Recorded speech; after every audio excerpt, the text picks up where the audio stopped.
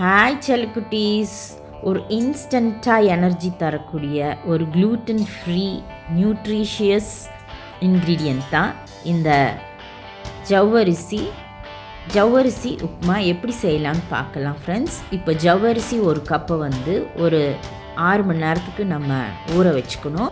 Salt ஒரு 1/4 spoon போட்டு ஊற வச்சுக்கணும். அதோடு நம்ம மூங் தாலையும் நம்ம வேக வச்சுக்கணும் 1/2 கப். இதோட நம்ம கருவேப்பிலை, கொத்தமல்லி எல்லாம் ஆட் பண்ணிக்கலாம். அப்புறம் துருவின தேங்காய் ஒரு 1/2 கப்பு நம்ம ஆட் பண்ணிக்கணும். ப்ளட் ப்ரெஷர் இருக்கிறவங்கெல்லாம் இதை சாப்பிட்டா ப்ளட் ப்ரெஷர் குறையும்.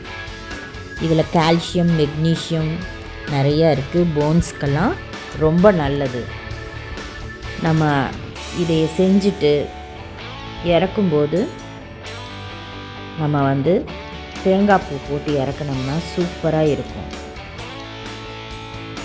கொஞ்சம் போட்டுக்கலாம். இது எல்லாம் போட்டு நல்லா சாட்டே பண்ணிக்கலாம். ஃப்ரெண்ட்ஸ், இந்த இன்ஸ்டண்ட்டாக எனர்ஜி தரக்கூடிய இந்த ஜவ்வரிசி அதில் நிறைய பெனிஃபிட்ஸ் இருக்குது. நமக்கு பாடி மாஸ் வேணும், நல்லா குண்டாகணும் அப்படின்னா இது நல்லா சாப்பிட்லாம். நம்ம அதோட கொஞ்சம் வரமிளகா கூட சேர்த்திக்கலாம். ஒரு 2 வரமிளகா, 2 பச்சை மிளகா இந்த மாதிரி சேர்த்திக்கலாம். கொஞ்சம் மஞ்சத்தூள் போட்டுக்கலாம். அதில் ஹார்ட் ஹெல்த்துக்கெல்லாம் ரொம்ப நல்லது. இது ஒரு 1/2 ஸ்பூன் நம்ம சால்ட் ஆட் பண்ணிக்கலாம். பெருங்காயம் 1/4 ஸ்பூன் ஆட் பண்ணிக்கோங்க.